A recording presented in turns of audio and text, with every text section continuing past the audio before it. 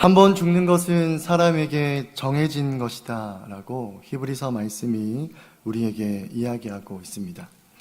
혹시 이 자리에 계신 성도님들은 자신의 인생의 마지막 순간을 혹시 상상해 본 적이 있으십니까? 어떤 나이에, 어떤 상황에, 어떤 모습으로 생을 마감할지 한번 생각해 보신 적이 있느냐라는 질문이죠. 그리고 죽음 이후에 우리의 영혼이, 우리의 처지가 어떻게 되는지도 생각해 보셨습니까? 아마 많은 사람들이 자신의 죽음을 생각하거나 또 죽음 이후의 운명에 대해 상상하면 대부분 아름답게 포장하거나 또 꾸며내는 일들을 하곤 합니다. 우리가 보는 드라마나 영화나 많은 작가들의 글이 사후세계에 대해서 아름답게 묘사하기 때문이지요. 그러나 사람의 최후에 대해서 우리는 성경이 어떻게 말하고 있는지를 주목할 필요가 있습니다.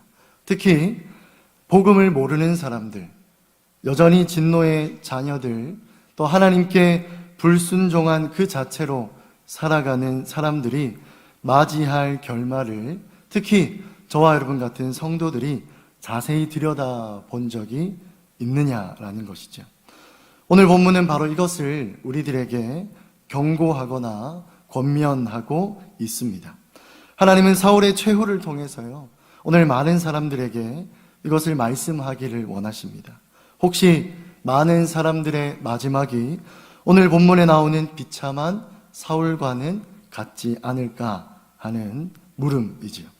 저는 오늘 설교가 여러분 모두에게 생명의 말씀이 되기를 소망합니다. 특별히 우리가 작정하고 우리가 복음을 전하고 우리가 교회에 초대할 수많은 영혼들에게 그들이 마치 사울같이 되지 않기를 바라는 그 마음, 아버지의 마음, 긍휼한 마음, 자비로운 마음이 오늘 이 시간 우리 마음 가운데 새겨지기를 소망하는 것이지요.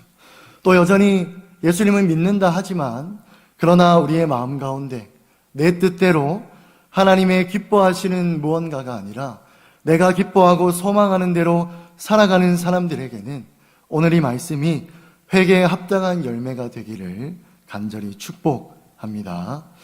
오늘 본문을 잠깐 설명하면요, 오늘 본문은 다윗이 지난번 빼앗긴 가족과 재물을 다 되찾을 시기쯤 블레셋과 이스라엘 사이에 있었던 전쟁에 대한 이야기를 하고 있습니다. 아마 이스라엘 역사상 이렇게 큰 충돌과 큰 전투는 몇 번 없었겠죠. 각자의 진영을 떠나서 드넓은 평지에서 시작된 수만 명, 많게는 수십만 명의 거대한 이 무력 충돌은 어느덧 밀려 이스라엘의 참패, 이스라엘군이 떠났던 이스라엘군의 진영이 있는 길보아라는 산에까지 이르게 되었다라고 본문은 이야기를 전개하고 있습니다. 아마 처음부터 느낌이 좋지 않았던 이 전쟁은 패배라는 당연한 수순을 밟게 되죠. 그리고 그곳에서 이스라엘의 군사 수만 명이 가족과 생이별을 하게 되는, 무참히 죽어나가는, 또 사울과 그의 왕자들도 예외가 아닌 아주 비참하고 이스라엘의 최후가 아닌가, 최후의 날이 아닌가라고 생각되는 불행한 하루로 기록되어 있습니다. 오늘 본문 3절과 5절을 다시 한번 읽어보기를 소망하는데요, 이스라엘의 운명이 과연 어떻게 진행되고 있는지 우리 한번 같이 읽어보도록 하겠습니다. 3절과 5절입니다. 시작. 사울이 패전함에 활 쏘는 자가 따라잡으니 사울이 그 활 쏘는 자에게 중상을 입은지라 무기를 든 자가 사울이 죽음을 보고 자기도 자기 칼 위에 엎드려져 그와 함께 죽었다. 중상을 입었고 죽었다라고 이야기하죠. 오늘 본문이 우리에게 교훈하는 첫 번째 사실은요, 하나님 말씀에 불순종한 자는 바로 죽는다라는 단호하지만 아주 명쾌한 사실입니다. 사실 우리가 알고 있는 성경은 처음부터 이 진리를 이야기하고 있죠. 창세기 2장 말씀에 선악을 알게 하는 나무의 열매는 먹지 말라. 왜냐하면 먹는 날에는 반드시 죽기 때문이다 라고 이야기합니다. 우리의 조상 아담은 하나님 말씀에 불순종함으로 모든 인생의 죽음을 들여오게 되었지요. 우리가 잘 아는 사실입니다. 그래서 제가 설교를 시작하며 선포했던 히브리서 9장 말씀이 바로 이렇게 권면하고 선포하고 있는 것이죠. 한 번 죽는 것은 사람에게 정해진 것이요 그 후에는 심판이 있다. 이것을 피할 사람이 아무도 없다라는 뜻입니다. 사랑하는 성도 여러분, 죽음은 자연스러운 것이 아니었습니다. 죽음은 하나님 창조 질서에 어긋나는 무언가였지요. 우리는 죄의 대가로 죽게 된다라고 로마서 6장 23절은 명확하게 이야기합니다. 오늘 본문의 사울도 스스로의 범죄로 말미암아 죽게 되었다라고 이야기합니다. 여호와의 명령을 거역하면 너희를 치실 것이다 라고 하는 사무엘상 13장 15절의 경고를 무시한 탓에 사울은 오늘 이 전쟁에서 비참하게 자살이라는 자신 이스라엘의 왕이라는 하나님의 자녀의 모습과는 사뭇 어울리지 않는 모습으로 인생을 마감하게 되는 것이죠. 사랑하는 성도 여러분, 우리도 그렇습니다. 하나님 말씀에 불순종하면서 우리 인생에 아무런 일이 일어나지 않을 거라고 생각해서는 안 된다는 것이죠. 하나님의 말씀은 하나님을 스스로 이렇게 소개하죠. 자기를 거스르는 자에게 여호와는 보복하시며 자기를 대적하는 자에게 여호와는 진노하신다라고 이야기합니다. 그러니 우리는 교회를 향한 사도 바울의 권면을 마음에 잘 새길 필요가 있는 것이죠. 골로새서 3장 5절과 6절 말씀에 바울은 오늘의 교회를 향해 이렇게 권면합니다. 우리 한 목소리로 화면을 보시면서 함께 읽도록 하겠습니다. 시작. 그러므로 땅에 있는 지체를 죽이라. 곧 음란과 부정과 사욕과 악한 종력과 탐심이니 탐심은 우상 숭배니라. 이것들로 말미암아 하나님의 진노가 임한다. 사랑하는 성도 여러분, 영원한 죽음을 혹시 피하셨습니까? 예수님을 믿고 하나님의 자녀 된 자는 바로 이 둘째 사망, 지옥의 형벌을 피할 수가 있지요. 그러나 우리가 반대로 한번 생각해 보면 아직 우리 주변엔 이 영원한 죽음을 피하지 못한 사람들이 많지요. 복음을 듣지 못한 탓에, 또 복음을 전해 듣지 못한 탓에, 또 복음 믿는 사람들이 아름다운 말로 그들에게 하나님의 말씀과 예수의 사랑을 들려주지 않은 탓에 그럴 수 있습니다. 하나님 오늘 말씀을 통해 저와 여러분이 불순종하는 한 자는 아닌가, 우리가 혹시 이 둘째 사망을 피하지 못하는 자가 아닌가 도 물론 생각하기를 원하시지만 오늘 제 마음에 있는 이 말씀의 마음은요, 우리 주변에 이 사울과 같은 사람들이 아직 너무나도 많다라는 사실입니다. 자기 죄로, 불순종으로, 자기 욕심으로, 탐심으로 말미암아 아직도 여전히 하나님의 진노를 알지도 못하고 피할 방법도 도리도 없는 사람들이 우리의 이웃으로 살아가고 있다라는 것이죠. 그러나 오늘 이 시간 하나님은 우리가 우리 이웃, 우리 곁에 있는 사울에게 무언가를 하길 원하실 것입니다. 그게 무엇일까요? 바로 하나님의 말씀, 살아있는 하나님의 복음을 제대로 들려주고 소개하는 것이죠. 그런 일을 통해 하나님은 영광 받으시기를 원하시는 것입니다. 그러나 우리는 작정한 자들을 위해 기도해야 되고, 우리 주변에 사울과 같이 최후를 맞이할 수밖에 없는, 비참한 운명에 처할 수밖에 없는 자들을 향해 무감각하고 무덤덤한 마음이 아니라 그들을 향한 눈물의 기도를 주님은 우리가 하기를 원하신다라는 것이죠. 사랑하는 성도 여러분, 오늘 본문은 사울의 죽음으로 또한 이야기를 끝내고 있지는 않습니다. 사울의 불순종으로 말미암아 그의 곁에 있던 무기 든 자도 함께 자결하게 되었다라고 이야기하죠. 그와 함께 했던 모든 사람들이 사실상 죽게 되었죠. 함께 전쟁에 나섰던 요나단을 포함한 그의 세 아들이 하루아침에 죽게 되었고, 영문을 모른 채 따라 나섰던 이스라엘의 수많은 군사들이 사울이라는 한 사람의 불순종 때문에 한날 한시에 죽음을 맞이하게 된 것입니다.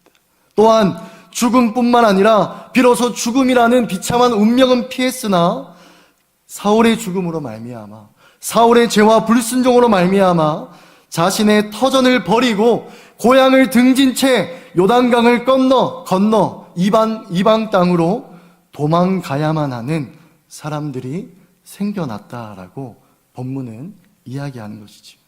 비록 생명은 보존했을지라도 사회적인, 문화적인, 경제적인, 정서적인 죽음을 피할 수가 없었다라는 것이죠. 오늘 본문 6절과 7절이 바로 그것을 이야기하고 있습니다. 우리 6절, 7절도 함께 한번 읽도록 하겠습니다. 시작. 사울과 그의 세 아들과 무기를 든 자와 그의 모든 사람이 다 그날에 함께 죽었더라. 골짜기 저쪽에 있는 이스라엘 사람과 요단 건너쪽에 있는 자들이 이스라엘 사람들이 도망한 것과 사울과 그의 아들들이 죽었음을 보고 성읍들을 버리고 도망하며 블레셋 사람들이 이르러 거기에 살았다. 사울과 그의 아들들이 죽었음을 보고 이스라엘 사람들이 자신의 고향을 버리고 하나님이 주신 약속의 땅을 버리고 도망가게 된 것입니다.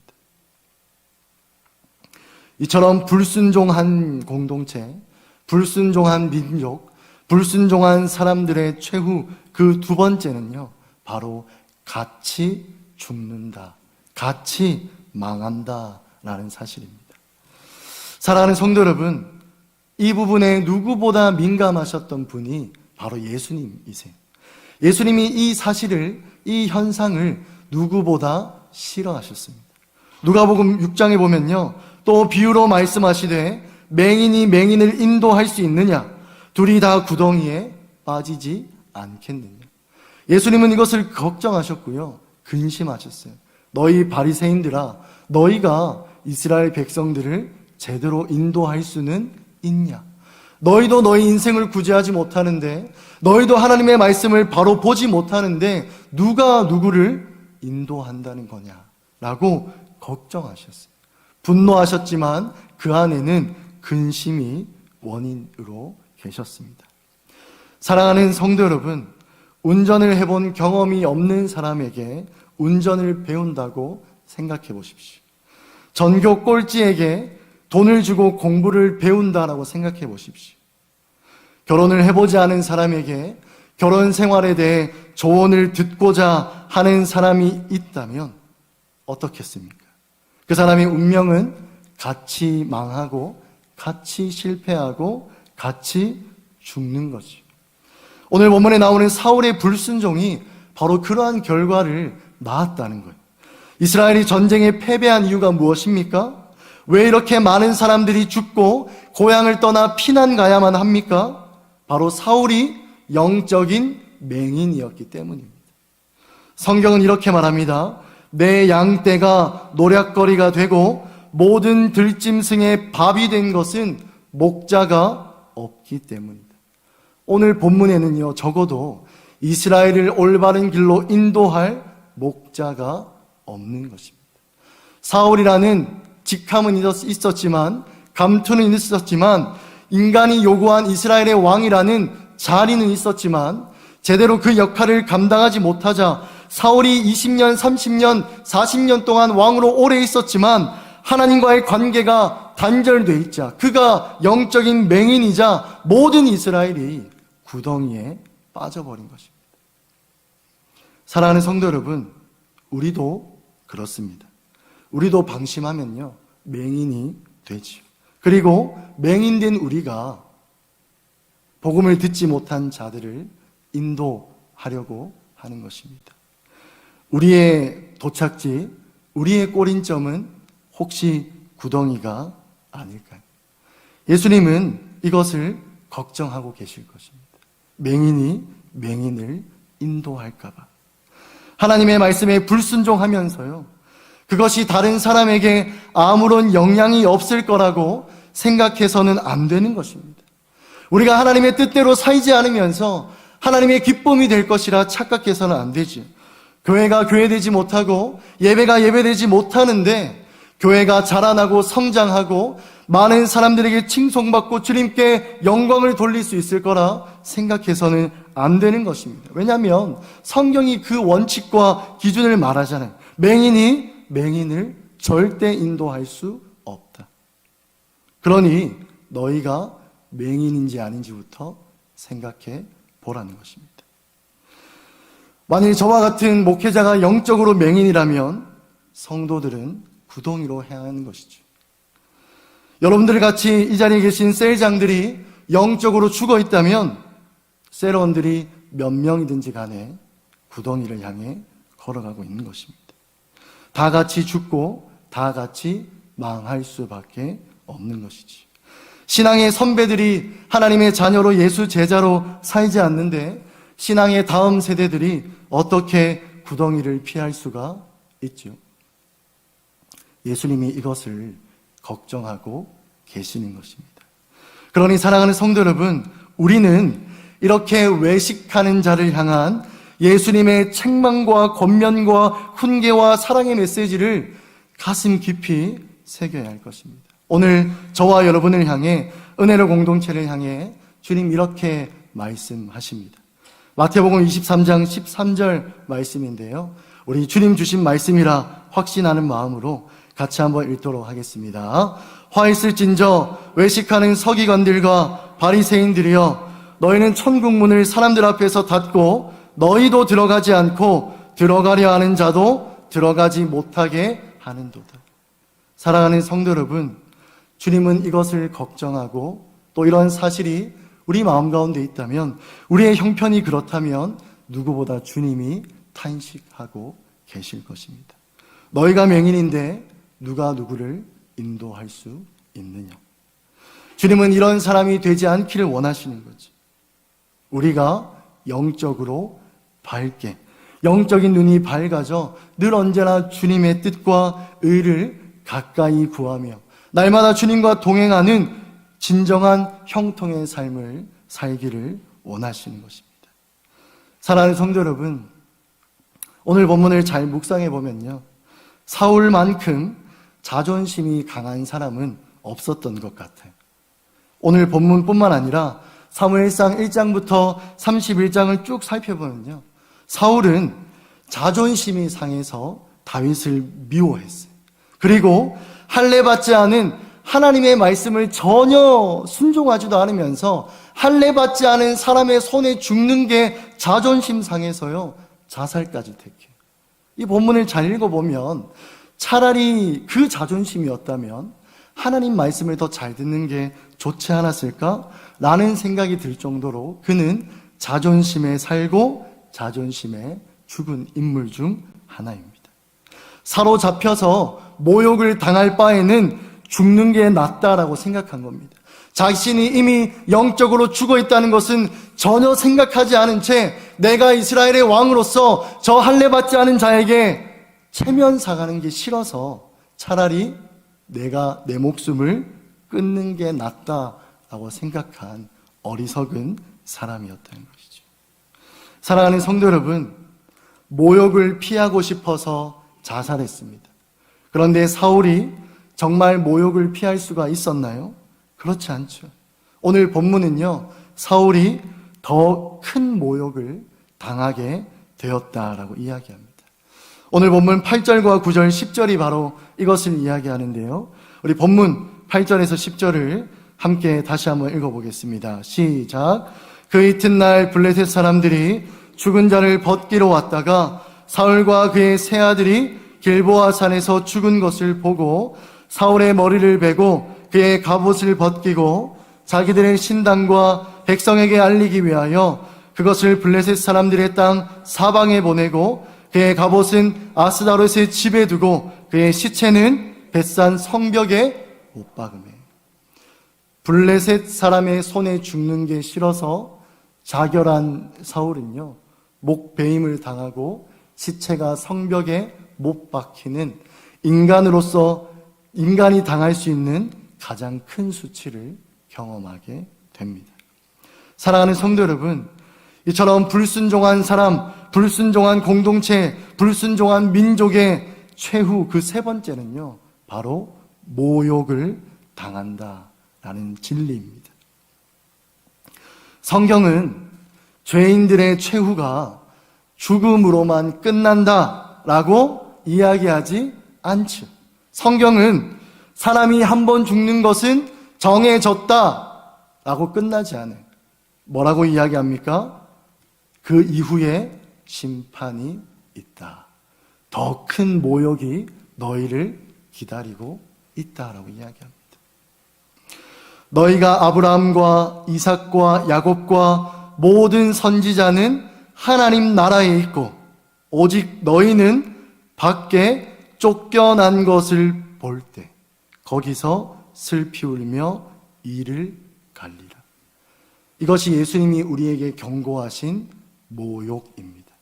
누군가는 하나님 나라 안에 있고 너희는 그 나라 밖에 쫓겨나는 것, 그것이 바로 너희가 죽음 이후에 당할 영원한 심판, 영원한 모욕이다 라고 말씀하세요.